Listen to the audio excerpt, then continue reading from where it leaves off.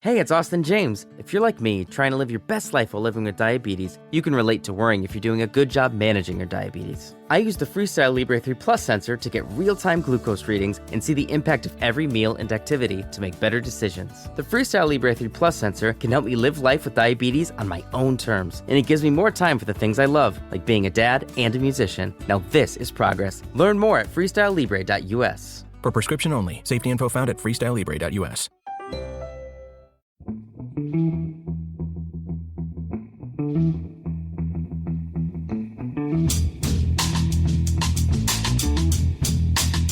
Hello and welcome to The Price of Football, the show that looks at the money behind the beautiful game with me, Kevin Day, at Liverpool University's Kieran Maguire.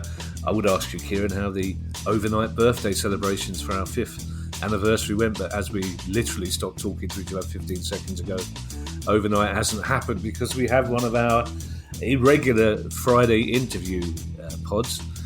This one's been worth waiting for. It's a fascinating dive into history and finance with Alex Fynn, who's a writer of very many football books, mainly about Arsenal, and according to the Sunday Times, was the spiritual godfather of the Premier League. And this is what he had to say.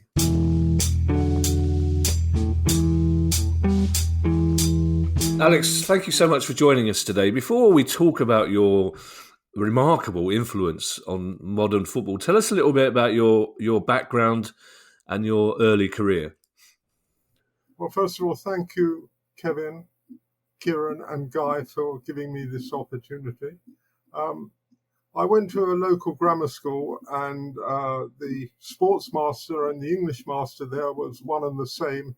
He was a Tottenham Hotspur player, and my uncle was also involved with the club.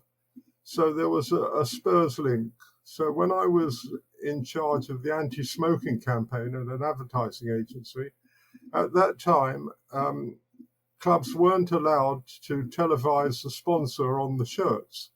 And I thought that I could break this rule, perhaps, if there was an anti-smoking message on it. So I approached Tottenham. They were interested, but it got nowhere. But I obviously sufficiently impressed them that they came back to the advertising agency and asked us if we could do any work for them.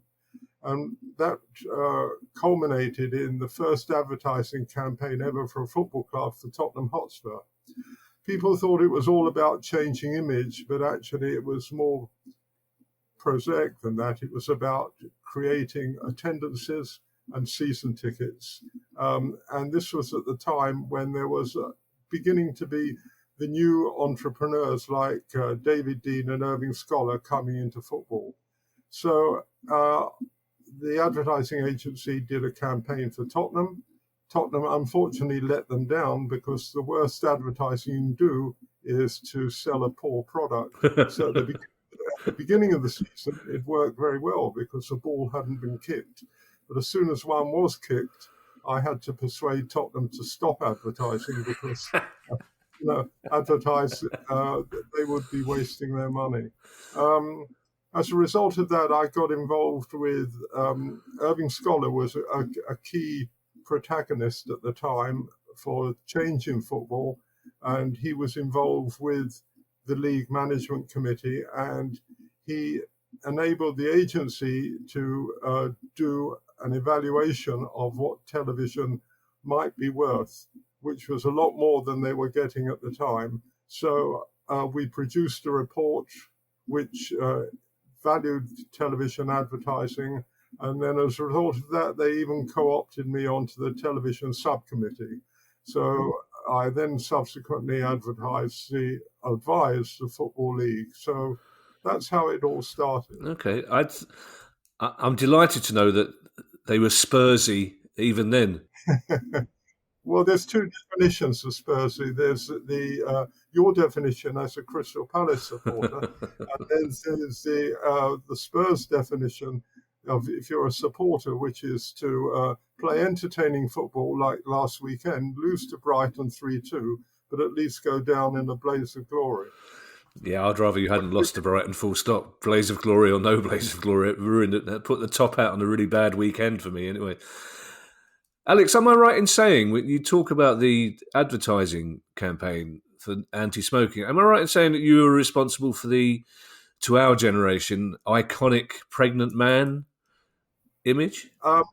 Yes, guilty, Kevin, but only in this sense that before I arrived, it was already a famous health education poster.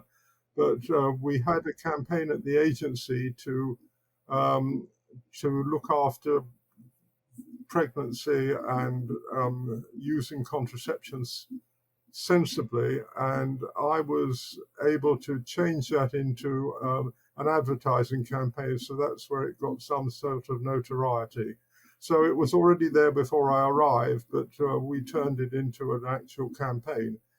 Um, in the way that these things work, it wasn't a good advertisement because people, yeah, I mean, it was notorious that people didn't actually believe it. So a man doesn't get pregnant, and therefore what it did was to attract attention, but then it didn't instill belief. So there you are. Okay. Now, we've got a lot to talk about in terms of football, Alex, and your role in modern football. Let's start by saying I know you're not particularly happy about the Sunday Times describing you as the spiritual godfather of the Premier League. But before I ask why you're not happy about it, just take us back to the late 80s, early 90s, and your role in founding the Premier League and why it was considered necessary to have such a change at the time. Well, it starts in the 80s, Kevin, you're quite right.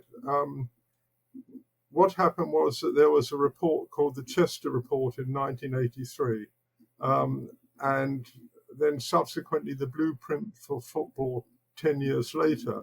Now, both of these reports are the nearest that we've ever got to a pyramid structure in English football. This is what I feel very strongly about, that even erudite people like yourselves refer to the pyramid structure. Well, there's never been a pyramid structure in England, in English football. The nearest we got, as I said, was in the Chester Report and the Blueprint for Football, 1983, 1991. And both of these advocated a pyramid structure, which was a showcase division at the top, national divisions under that, and then 3 regional divisions at the bottom, a true pyramid structure. So that we even have, I think it's a case of the emperor's new clothes at the moment, where people, erudite people in the Football League, in one sentence, they talk about a cliff edge between the Premiership, the Premier League, and the Championship, and then another cliff edge between the Championship and League One. And then in the same sentence, they refer to it as a pyramid. Well, it's just nonsense. So this was the plan back in the 80s when I came into it, to recognize the event-like nature of football, which is that every club has the opportunity to be given the time and space in a true pyramid structure. So I repeat, there will be a showcase division at the top, national divisions at the bottom, and regional divisions holding up the base of the pyramid. So what you would have international events, you'd have national events, you'd have regional events, and you'd have local events. And you can see a pyramid shape. So this is what was advocated in the 80s. I persuaded Irving Scholar that what drove football was its event-like nature. And therefore, with his bidding, we did a number of plans for the reform of football. There was a Premier League suggested of 10 clubs playing each other 4 times a season. A Premier League suggesting of 2 divisions, 20 clubs each. And then lastly, the plan that I've just outlined to you with a showcase division and regional football at the base. I was the only one interested in regional football. Nobody else was interested in that. One of the directors at the time said, "You're always going on about Hartlepool." Well, Hartlepool has enough right to play in the same system as Tottenham Hotspur. You just need to create a system whereby there's space and time given to all of these clubs. So this is what started the idea of a Premier League, but it was really going to be something that was used really as a Trojan horse by the big clubs in order to get more power and more responsibility and more money away from the rest of the league. First of all, Alex, I would like to point out I've always been a fan, as Kieran will confirm. To this day, I would still rather see a third division South and a third division North than a separate. Well, that was the nearest that we ever got to a pyramid system, but it was an arbitrary split. How much better would it be if there were 3 regional divisions? At the moment, on a bleak November midweek day, it makes nonsense to go and make Exeter go and play Carlisle. Exeter go and play Carlisle. How much better if Exeter didn't have to travel all that way and play Torquay in a regional division? At that level, football, parochialism is the stuff of life. You would have less cost, bigger crowds, therefore greater revenue, fewer overheads, and the lower leagues would be able to survive much better than they do now.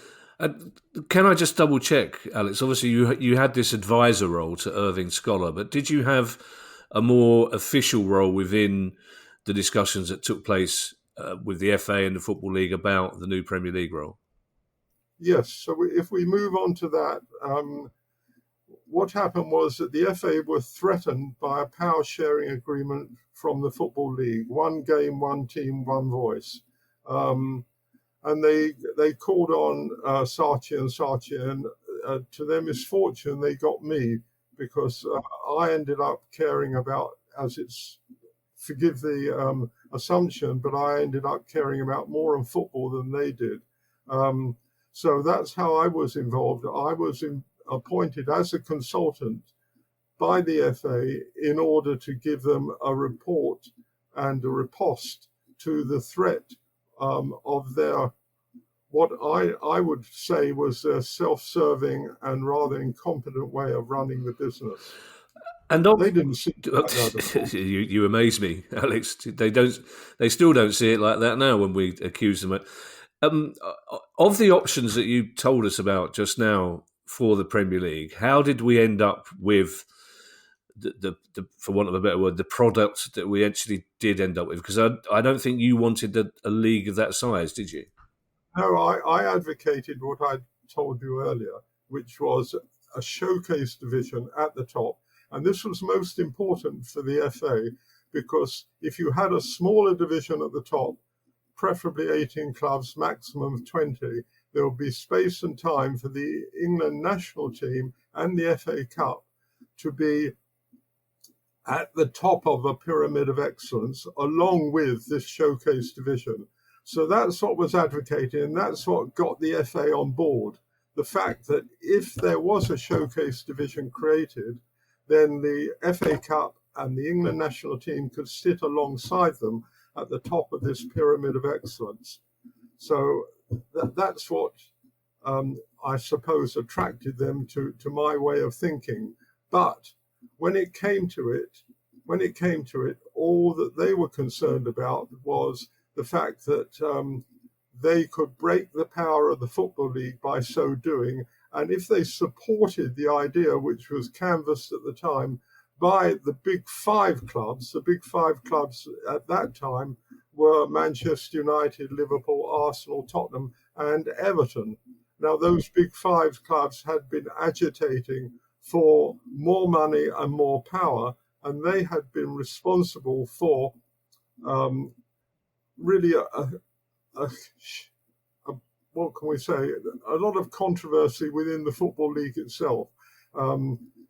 Philip Carter and David Dean were thrown off the League Management Committee because they prioritised the interests of the Big 5 at the rest of the league. So these Big 5 were really isolated and felt that what they had to do was to break away. It was so fortunate for them that when they tried to get the FA on board, they were pushing at an open door. They were amazed that the FA supported the idea of this breakaway league. And they supported the idea of the breakaway league because A, it would break the power of the Football League, and B, because they thought that it would help the national team and the FA Cup. What they didn't realise was that they had to have control. Now, I'm just going to quote to you from an interim report. Okay, interim report, Blueprint for the Future of Football, restructuring the Football League, final recommendations. I'll just quote a couple of things because, they're really important. The Football Association should establish a Premier League under its own umbrella and within its own administration. The Premier League clubs shall elect their own chairman of the Football Association Premier League. He will be an officer of the Football Association. The Premier League will be governed by a subcommittee of the Football Association. Well, it never happened, did it? No. Well, I'll read a quote to you, Alex, which is from you, when you said about the FA, I showed them how to reorganise football and they couldn't do it. So why was it wrested out of their control so quickly? They chose to. There was a key meeting up at Goodison Park between the Big Five clubs and Charles Hughes, who was the Director of Education, who was masterminding the blueprint at the time, Graham Kelly, and the chairman of the FA, Sir Bert Millichip. And they seemed to come to some agreement. So all it said at the end was that Philip Carter said, well, now we have the opportunity to elect our chairman. And Charles Hughes pointed out they already had their chairman, Graham Kelly, as the chief officer of the FA. Kelly said nothing. The moment was gone forever. The fact was, Bert Millichip was rumoured to have said, it's your league, get on with it. It was, they were so indolent. All they thought was they were broken the power of the Football League once and for all, and a breakaway league, even if it was with 22 clubs, which was palpable nonsense, would actually help the FA Cup and the England national team. Sorry, Kevin, but there's one important point that I missed, which was that one of the reasons why they were so adamant in supporting the Breakaway League was that I persuaded them to do some quantitative research for the first time ever. And this quantitative research actually proved that what the fans of the breakaway clubs wanted, apart from supporting the idea of a showcase breakaway league, was that they felt it would be beneficial to the England national team. So they were England supporters. So the idea that research had given the FA the power, or at least the confidence, to say that if we support the Breakaway League, it will help the national team and the FA Cup. But it couldn't if you were playing, a 42-game season. Yeah, I will come on to the national team and what it was supposed to mean for them. Is that the same Charles Hughes who was the coach who position of maximum opportunity, the long ball? The same man, although to be fair to him, he felt that on the one hand that as an apostle of the long ball game, that the best example of the long ball game was Brazil. Oh, and okay. The way he interpreted it was that Brazil moved the ball so quickly that they didn't need to actually regale themselves with just long passes only. They used long passes, but it was the speed of thought and action that made Brazil one of his prime examples. So he was a much maligned figure. And in one of the good roles that he had was to try and push the FA towards the support of the Premier League, but under a system which didn't necessarily create a breakaway league of 22 clubs. When you were discussing the options for these changes to English football at the time, did anybody realise the seismic change it would make to the financial blueprint of English football, or were these just, you thought, things that had to be done at the time? Well, not even me. I don't think anybody realised it. As part of my brief, I also had to work out how the money would be spent in terms of television. And what I advocated was bringing Sky on board, but only as an equal partner. So in other words, that there should be a terrestrial presence and there should be a satellite presence. It's a fallacy that immediately Sky arrived, money arrived. The first Sky contract for 5 years was £191.5 million. You add on the BBC's highlights programme of 22 million, and you had less than 35 million going to the clubs a season. So 35 million divided between 22 clubs, and you look at the last year of the Football League contract had 11 million, which was shared by, mainly by the big clubs. So for the big clubs themselves, they were not getting a lot more money under Sky. Therefore, they were the ones who wanted to go to ITV. Now, it is absolutely true that Sky changed the way that football was financed, the way that football was presented, and the way that football was played, but not really until the second contract came in. The second contract came in at round about 670 million, and then the whole of the game changed as a result of that.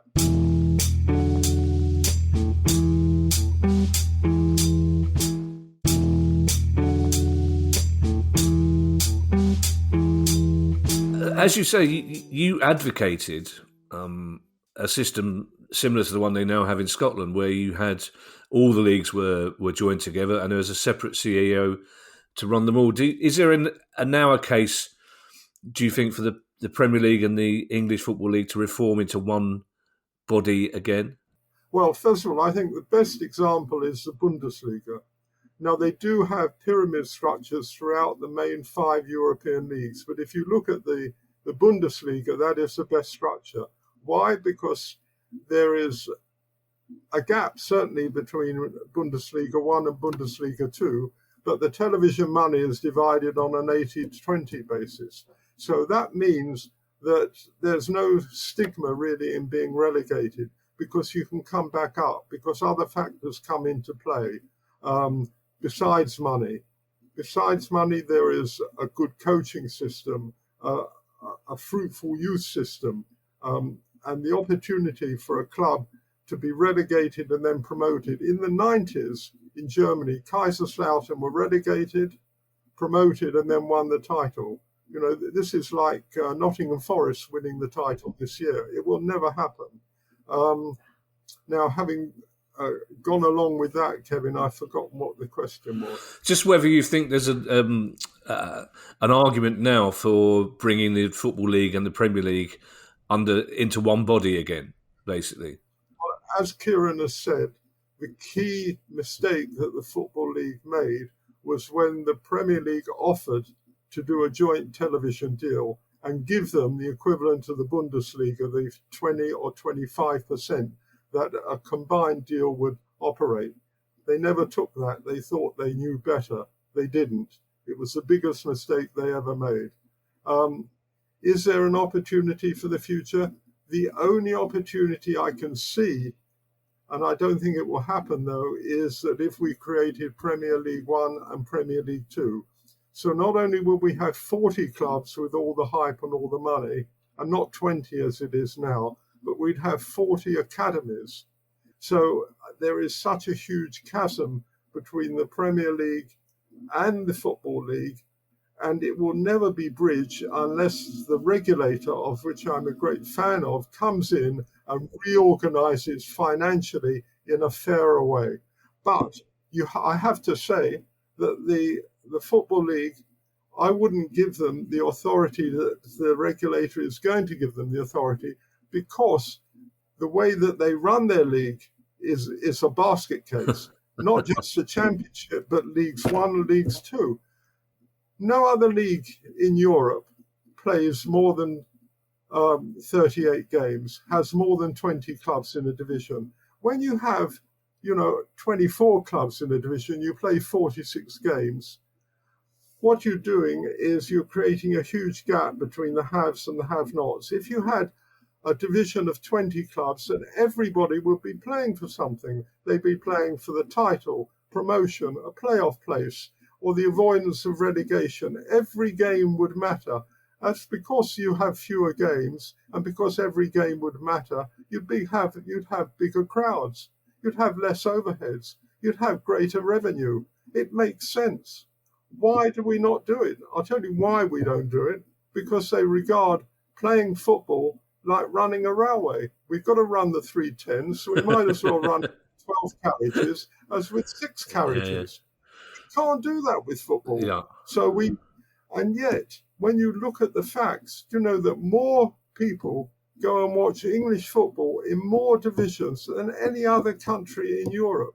And that's in spite of the system, not because of it. If we had the right system, showcase division of 20 clubs, national division of 20 clubs under that, another national division of 20 clubs, and then 3 regional divisions, we would have such a more healthy situation. And it took us all this time because of the power and the money of the Football League before we got St George's Park and before the England national team did well. If we'd have had such a system whereby we didn't have this chasm, we'd have been better off 10 years earlier. I'm going to come back to the independent regulator, Alex, because we've still got the Champions League and the Super League to get through yet. But I want to bring Kieran in here. Kieran, pausing only to remind you that in our first ever podcast, I had a £20 bet review that we would have Premier League 2 within 10 years. But would you agree with Alex that was the biggest mistake football ever made, that television deal that was so inequitable? Absolutely. The arrogance of the clubs in the EFL that they would be able to negotiate an independent deal which would be more lucrative it's the equivalent of being in a lottery syndicate and leaving it because you think you knew better yourself and you wanted to keep all of the money, and then the syndicate wins. So it was in hindsight a huge error. Could we have seen the growth of the Premier League to the spectacular way that it's grown? Because the EFL has done well. Championship income's up 1,100% since it started, but that of the Premier League's up 3,000. So they must rue that decision, and that's why when they just say, just give us 25% of the new deal. Well, if I was the Premier League, I'd say, well, why should I? You had that chance once upon a time. You effectively jilted us at the altar. Why should we go back now? One more thing, Alex, on the Premier League before we move on, and we have mentioned it. You actually used the phrase guilt about one outcome, and that was the national team, because you said one of the reasons the Premier League was founded was to help England win tournaments, and you say that will never happen again. Why has the Premier League not helped the national team in the way that you hoped it would? Well, when the Premier League was first created, it ceased to be, certainly at the time of the second Sky contract, it ceased to be an English league. It became an international league that just happened to be played in England, with only about 35% of the players in the Premier League available to the national team manager, the England manager. And how could you pick a successful team on that basis? And it took us all this time so that we got the youth system coming in. And when the youth system came into the Premier League, then the Premier League had so much wealth, power, and the opportunity to run reserve teams which were of high quality standard and youth teams which were of high quality standards. So we were then matching continental opposition. But it took us 10 years of the Premier League's money to get to that.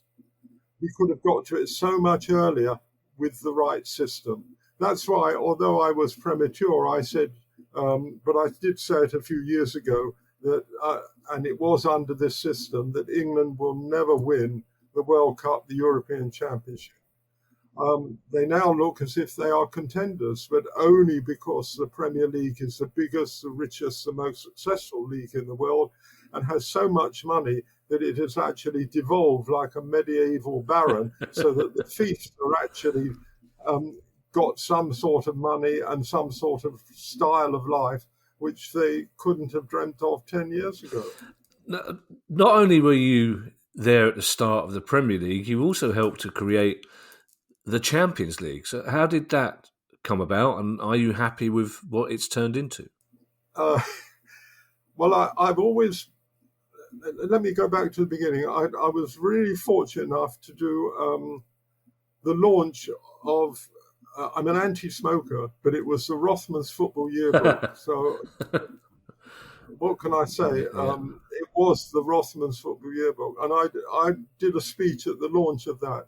And I did a 10-point plan for reforming football in 1988. As a result of that 10-point plan, one of the things I advocated was not only the restructure of football that we've talked about, not in such a detailed way at that time, but I also advocated a European Super League.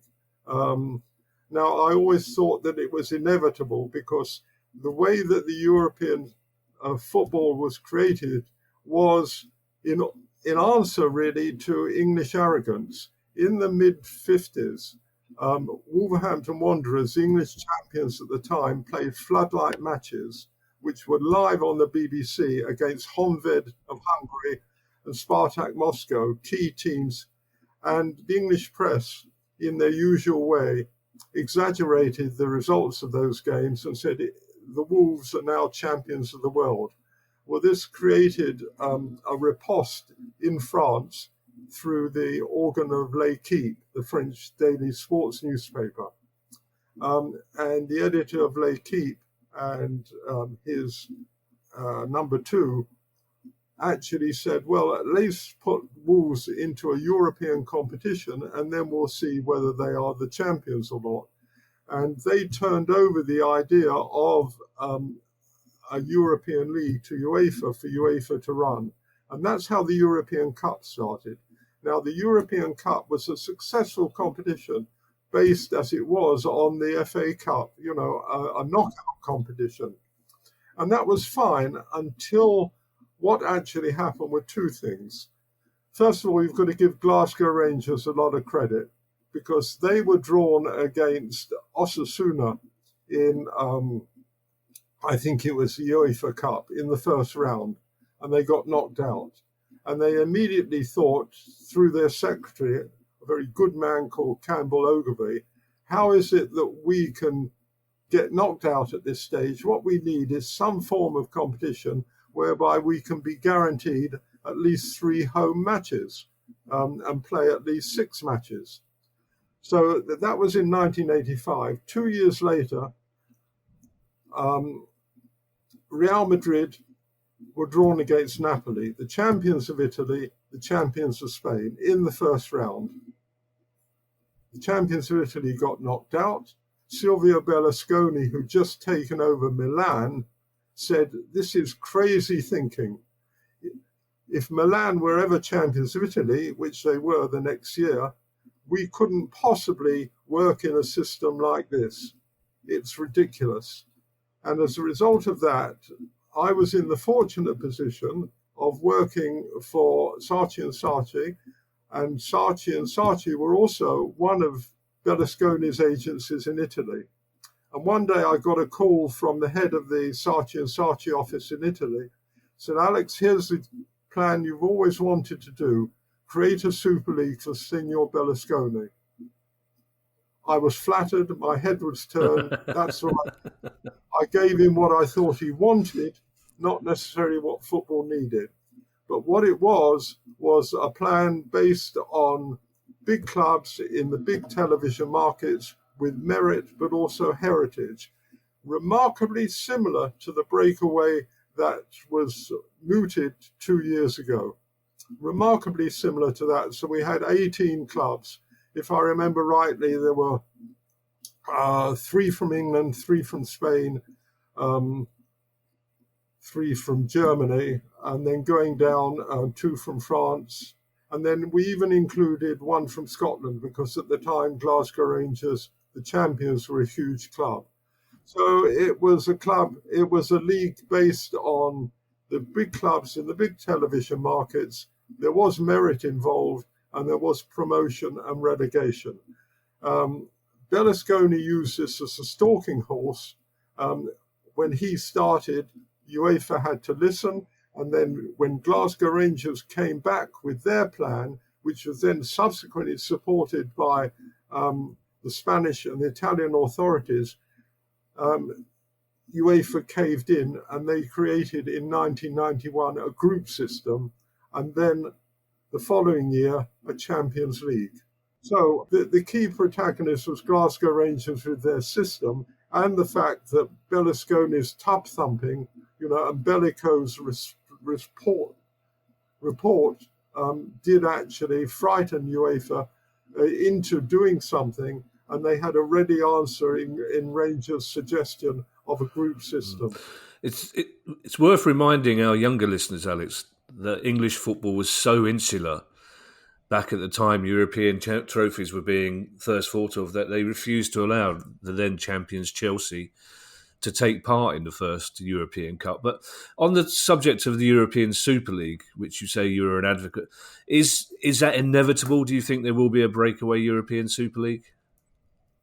Well, remarkably, I thought that there could be a European Super League if you created 4 groups of 10 clubs. So you'd have 40 clubs. I actually sent this to UEFA, and what we have now under the new Champions League system is remarkably similar to that.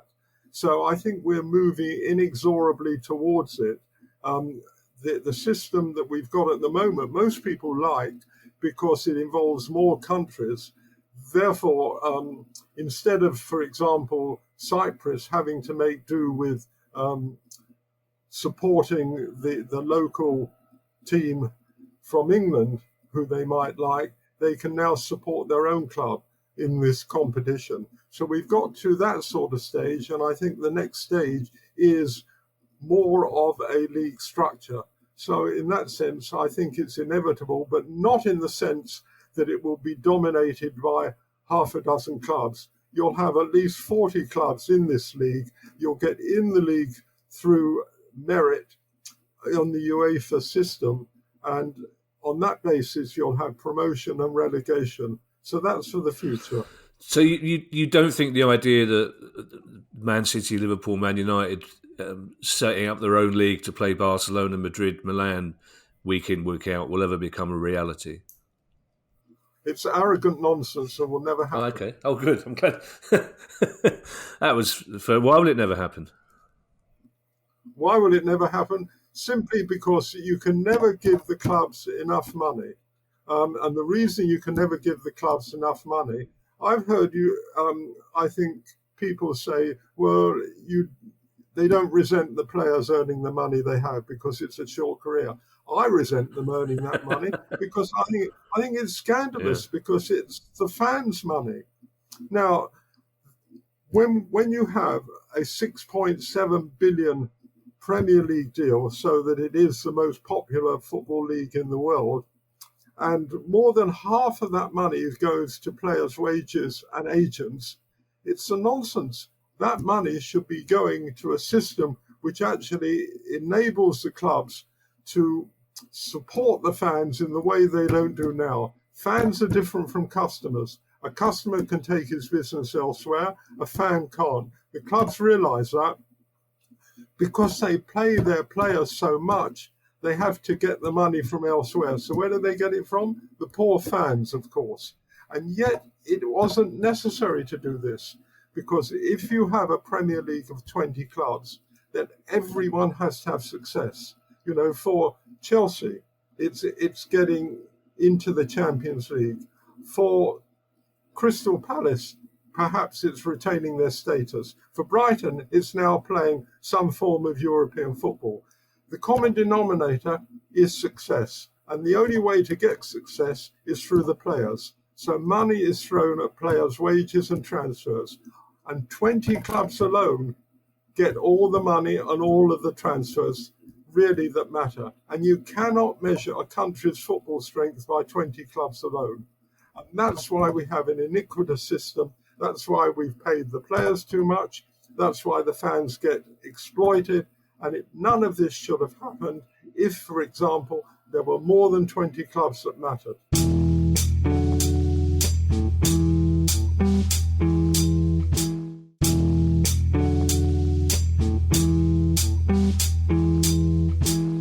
I just have two more questions for you, Alex, but by the nature of this interview, they're quite big ones. I mean, this has become a very topical question with the publication of the Man City verdict this week, but you stated quite recently that, and I'm quoting here, financial fair play will never work. Why is that? Did I say that? You did, apparently so, in an interview I read about it. So, well, it will work if the regulator has the powers to involve himself and ensure a more equitable system. But I'm sceptical that the government will ever be able to take the Premier League head on and win. I hope they do, because then I was wrong in what I said, and I willingly admit to being wrong. I would like financial fair play to work, if only because we would then have a more equitable system within English football. At the moment, it's just not right that life has always been on the side of the big battalions, and we've always created a situation whereby we've given them, the ace in the pack. Well, they shouldn't have the whole pack. That's what they have at the moment. You've sort of answered this question, but why are the Premier League so implacably opposed to even the notion of an independent regulator when it's quite clear this season that the Premier League is entirely in need of an independent regulator? Because the Premier League is dominated by the league within the league of the big six clubs. Now, it is one club, one vote, but all the clubs make a hell of a lot of money, all of them. When the bottom club can earn over £100 million from television, they are feathering their own nest. It's self-interest. So they can see, for example, they'll look at Bet365 and Stoke City and say he's richer than Croesus. So why should we give him money? But the reality is that the system is wrong, so Stoke City can't use the money that they have in the way that would benefit them and the rest of the Football League. So the Premier League regard themselves, because this is what they're told by everybody else, that they are the best league in the world. They're not, of course, they're the richest and they are the most popular, but they aren't the best. But they regard themselves as a species, and an endangered species, but a precious one, and we're not going to let anybody take away what we've got, what we've earned. But what they've earned is by fortune, that through the auspices of a very astute chief executive, Richard Scudamore, and supported ably by a very good team, they got the best television, the best broadcast deals in the world. And that has given them this belief that they exist in an ivory tower and they're going to continue in that way. Yeah, I have to say, Alex, the way things are going for Palace at the moment, Steve Parish may soon be changing his mind about the Premier League distribution of money to clubs in the Championship. My final question, Alex, and it takes me back to that quote from the Sunday Times. However it's turned out, you helped to create the Premier League, which is a globally successful brand, one of England's greatest imports, if you like. So why are you not happy to be described as the Godfather of the Premier League? Because I'm marginalised. People regard me as best. They give me a cameo role in all this. And in effect, the Premier League would not have been created without the FA's support. What the FA could have said, and what I told them to say, was, you start with 18 clubs or 20 as a compromise, or you don't start at all. And by the way, because we are the custodian of English football and we stand for miscellaneous good causes, education, training, kids football, women football, youth football, the development of coaches. We're going to take 40% of the television money, or at least 25%. If they'd have done that, the whole of English football would have been different. So I advocated, and the best thing I can say immodestly, that I'm a prophet, but not in my own land. So I'm not people think that Greg Dyke's famous quote, there wouldn't have been a Premier League without David Dean. It's palpable nonsense. David Dean and Noel White of Liverpool pushed at an open door. If the Premier League was created, in essence, by Sky's, the way that the money changed football, the way that football was, I repeat, played, financed, and presented, then credit should be given to people like Ron Nodes of Crystal Palace and Ken Bates of Chelsea. They recognised that it was going to be one club, one vote as a breakaway, and they suddenly realised, good God, we've got the power here. So they went to see, along with Rick Parry, Sky, and they persuaded Sky to get involved in football. Now, without the involvement of these two gentlemen and Rick Parry, Sky would not have bid for the game. And they bid for it in such a way that the big five clubs, who were the agitators for this breakaway league, couldn't see that with one club, one vote, there's absolutely no chance of them winning. And the final vote was 14-6 in favour of Sky. So credit to people like Ron Nodes and Ken Bates, rather than people like David Dean and Noel White. I think, Alex, this is the first interview we've ever done that has ended with praise for both Ron Nodes and Ken Bates. So I don't think... Well, there's a first for everything, Kevin. It's been absolutely fascinating to talk to you, Alex, and to get some insight into what was a turbulent time for English football and the role you played in both the Premier League and the Champions League. It's been really interesting. And on another occasion, when we do a pod that isn't about football finance, I'd just love to talk to you about the history of the game, full stop, because clearly you share the same passion for it that Kieran and I do. Well, I've been very privileged to listen to The Price of Football now for some years. I listened to the podcast not once, not twice, but even 3 times, because it's enjoyable and it's informative. And as a result of every podcast, I'm better informed as well as being entertained. So it was a privilege and a pleasure. I thank Guy, I thank Kevin, I thank Kieran for the opportunity to talk to you today. Thank you, Alex. It's been a pleasure. Thank you so much. My pleasure.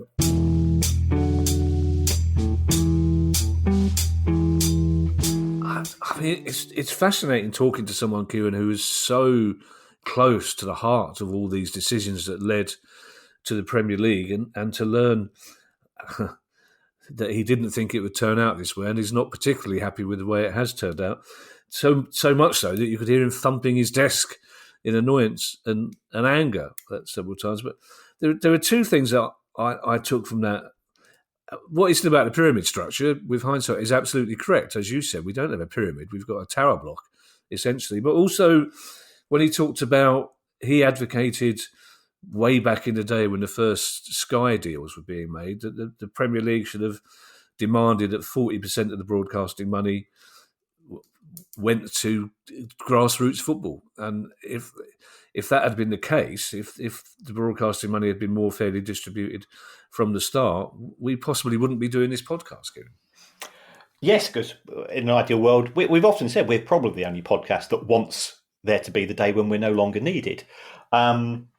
It does show that whilst we consider football to be very political today, it was equally political back in the 80s. There were vested interests. I think some horrendous decisions have been made, first of all by the Football League, by not getting on the Premier League bus as a 25% investee, and secondly by the Football Association itself in completely handing over the wealth and the dynamism of the game to a breakaway organisation, simply because it had a chip on its shoulder about the power then of the Football League. The Premier League often says there are unintended consequences of an independent regulator. Well, I think for both the EFL or the Football League and the Football Association, there have been huge unintended consequences which have weakened both of those parties as a result of decisions which they made many years ago, decisions which I suspect in private they will admit to, but in public they will put on a brave face about. Well, if in public one of the people who invented the Premier League says the Premier League needs an independent regulator, I think you need to listen to them, don't you? Thank you to everyone who's donated to the pod via our Patreon page. If you'd like to make a small monthly contribution as well, that'd be very kind of you, and it'll get you access to our chat community and our regular quizzes. You can do that by going to patreon.com/priceoffootball.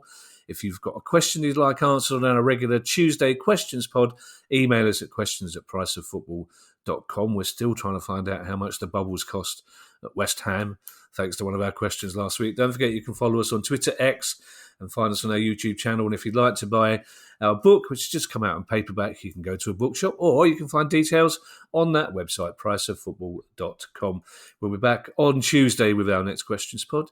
Bye, everybody. Bye. The price of football.